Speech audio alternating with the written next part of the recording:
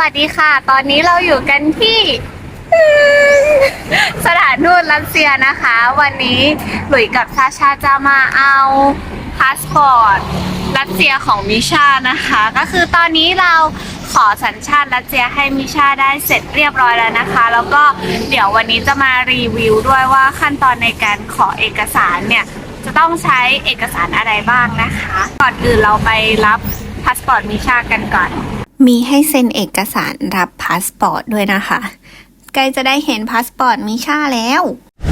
และเราก็ได้พาสปอร์ตของมิชามาเรียบร้อยแล้วนะคะ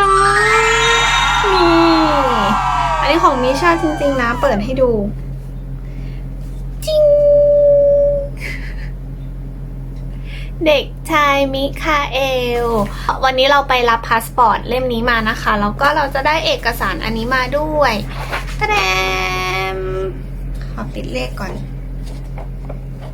นี่นะคะเอกสารตัวนี้นะคะก็คือจะเป็นตัวยืนยันว่าเราได้มิชาเนี่ยได้สัญชาติรัสเซียเรียบร้อยแล้วนะคะก็คือวันนี้เราได้เอกสาร2อันนี้แต่ว่าก่อนที่เราจะได้เอกสาร2ตัวนี้มีขั้นตอนยังไงบ้างเดี๋ยวหลุยจะมารีวิวให้ฟังนะคะอย่างแรกเลยก็คือหลังจากที่เราคลอดเสร็จปุ๊บเราก็จะต้องไปแจ้งเกิดน้องก่อนนะคะอย่างแรกเลยทางโรงพยาบาลที่หลุยไปคลอดเนี่ยถ้าพ่อแม่เป็นไทยหรือว่าพ่อแม่เป็นต่างชาติเนี่ยโรงพยาบาลเขาจะจัดการให้ทั้งหมดแต่ว่าถ้าเกิดว่าเป็นลูกครึ่งเราจะต้องไปแจ้งเกิดเองนะคะโดยที่โรงพยาบาลเขาจะช่วยอำนวยความสะดวกให้ก็คือเขาจะรวบรวมเอกสารของเราแล้วก็ส่งไปที่เขตให้นะคะเขาก็จะนัดกับทางเขตให้ว่าเราจะเข้าไปทำสูติบัตรวันนี้นะอะไรเงี้ยเอกสารที่จะต้องใช้ก็จะมีพาสปอร์ตของชาวต่างชาตินะคะแล้วก็บัตรประชาชนของคนไทยแล้วก็จะมีทะเบียนบ้านของคนไทยนะคะแล้วก็ไอตัวพาสปอร์ตเนี่ยก็จะต้องมีหน้าวีซ่าด้วยนะทางโรงพยาบาลเขาก็จะจัดการซีล็อกเอกสารเตรียมไปให้เราหมดเลยนะคะแล้วก็คือเอาไปแค่พาสปอร์ต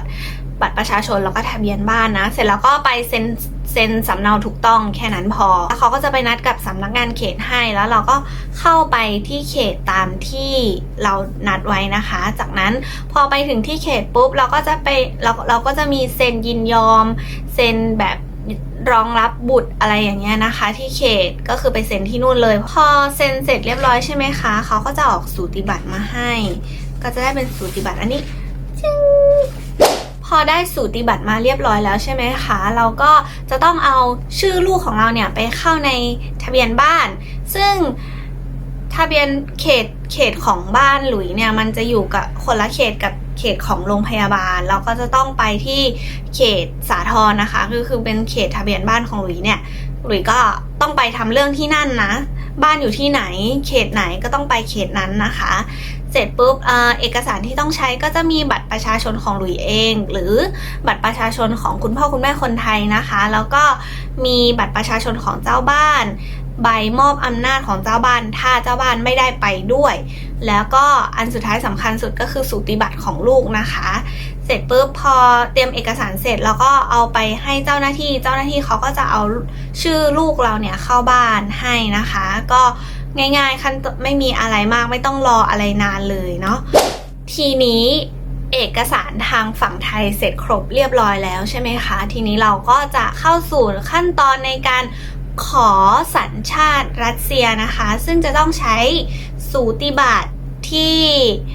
แปลเป็นภาษาอังกฤษประทับตากงสุล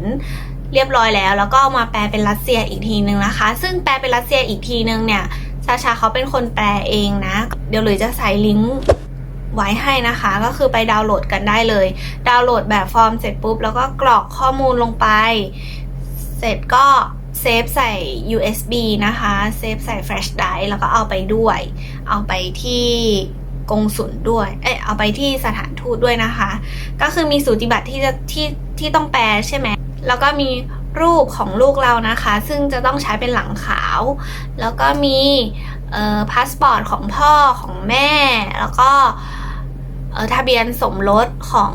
พ่อแม่ที่ทำการแปลเรียบร้อยแล้วนะคะแปลเป็นภาษาอังกฤษประทับตากงสุลแล้วก็แปลเป็นภาษารัสเซียแล้วก็ประทับตาที่สถานทูตเรียบร้อยแล้วนะคะเดี๋ยวหลุยจะใส่ลิงก์ไว้ให้ดูนะตรงนี้ว่าจะต้องใช้เอกสารอะไรบ้างนะคะทุกคนก็คือไปลิสต์ตามลิงก์นี้ได้เลยนะคะและขั้นตอนต่อไปคือขั้นตอนที่ยากที่สุดก็คือการนัดกับสถานทูตค่ะคือเราเตรียมเอกสารเสร็จแล้วใช่ไหมคะเราก็ต้องไปนัดกับสถานทูตต่อใช่ไหมทีนี้สถานทูตนัดยากมากคือแบบช่วงที่หลุยทำอ่ะคือเขาบอกว่าคนไปที่สถานทูตรัสเซียเนี่ยเยอะมากจริงๆหลุยก็มันก็คงเยอะมากจริงๆเพราะว่ามันนัดยากมากซาชาบอกว่าจะต้องจองคิวผ่านเว็บไซต์เท่านั้นใช่ไหมแล้วก็เปิดเข้าเว็บทุกวันเลยนะแต่ไม่มีวันว่างวันไหนให้เราจองเลยแบบรอเป็นเดือนกว่าจะมีวันว่างแล้ววันนั้นก็คือซาชาดูตอนเย็นตอนกลางคืนเลยนะตอนดึกเลยแล้วก็เห็นแบบอีกวันรุ่งขึ้นมันว่างซาชาก็กดวันรุ่งขึ้นเลยแล้ววันรุ่งขึ้นเราก็ไปทำเอกสารเลยนะคะก่อนที่จะจองคิวได้ก็โทรไปหาสถานทูตก็คือโทรนานมากกว่าจะมีคนรับโทรไปแล้วก็ถามว่าเรา walk in ได้ไหมหรือว่าจองคิวผ่านโทรศัพท์ได้ไหมเจ้าหน้าที่ก็คือบอกไม่ได้เลยจะต้องจองผ่านเว็บไซต์เท่านั้นนะคะก็คือจองคิวยากมากและนี่คือขั้นตอนที่ยากที่สุดนะคะก็คือการจองคิวเนี่ยแหละยากสุด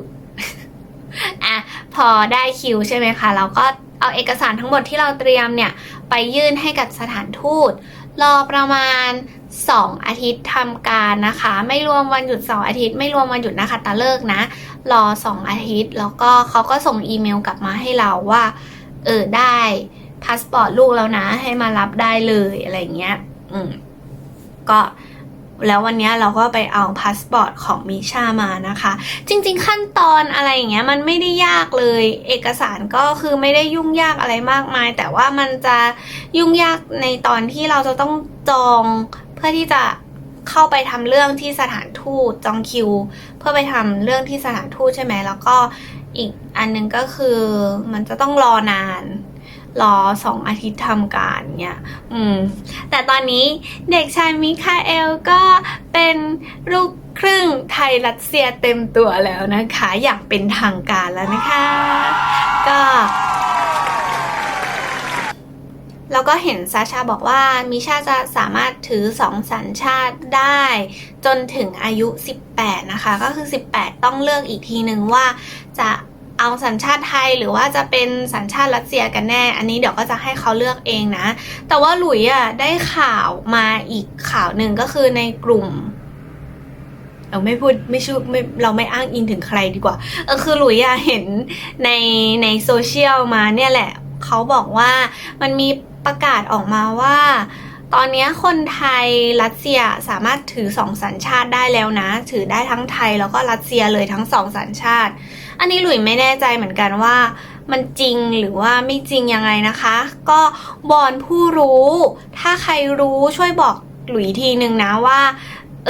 มันถือ2 สัญชาติได้จริงหรือเปล่านะคะเพราะว่าเห็นว่ากฎเนี้ยมันออกมาตอนปี